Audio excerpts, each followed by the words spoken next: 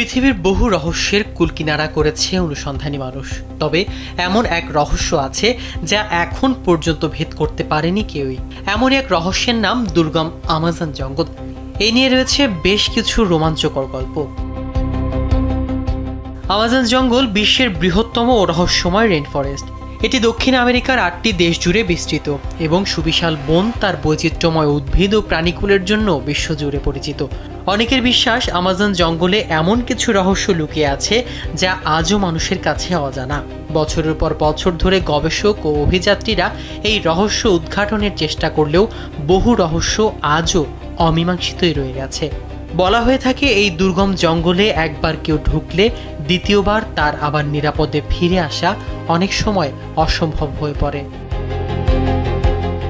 পর্তুগিজরা বিশ্বাস করত ঘন এই বনে লুকিয়ে আছে এক গুপ্ত শহর, যা পুরোপুরি সোনার তৈরি।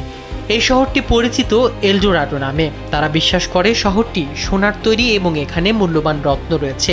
গুপ্ত এই শহরটি নিয়ে অনেকেরই রয়েছে অজানা কৌতূহল। কি আছে এই শহরে, এই নিয়ে যেন প্রশ্নের শেষ নেই। আবার অনেকে বিশ্বাস করেন যে এটা একটি পৌরাণিক শহর যার অস্তিত্ব কখনোই ছিল না। এই শহর খুঁজে পাওয়ার জন্য অনেক অভিযান চালানো হয়েছিল।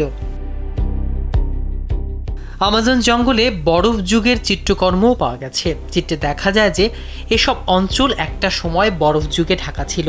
এসব চিত্র কিভাবে এসেছে তা নিয়ে অনেক প্রশ্ন রয়েছে।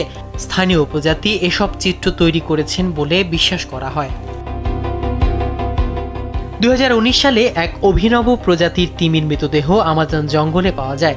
ধারণা করা হয় আটলান্টিক থেকে এটি আমাজন জঙ্গলে এসেছিল, কিন্তু তিমিটি যখন আমাজন জঙ্গলে পাওয়া যায় তখন ফেব্রুয়ারি মাস ছিল। ওই সময় সাধারণত শীতকাল থাকে না বিধায় তিমি মাছ থাকার কথা না।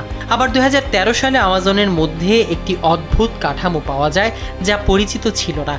কেউ মনে করেন এটি মাকড়সার বাসা হতে পারে, অনেকে মনে করেন এটি প্রাচীন সংস্কৃতির একটি প্রতীক।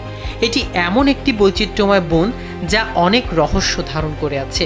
সবকিছু মিলিয়ে আমাজন বন যেন এক রহস্যের চাদরে ঢাকা থাকবে আজন্মকাল ধরে। মাহমুদুর রহমান সিয়াম, কালবেলা।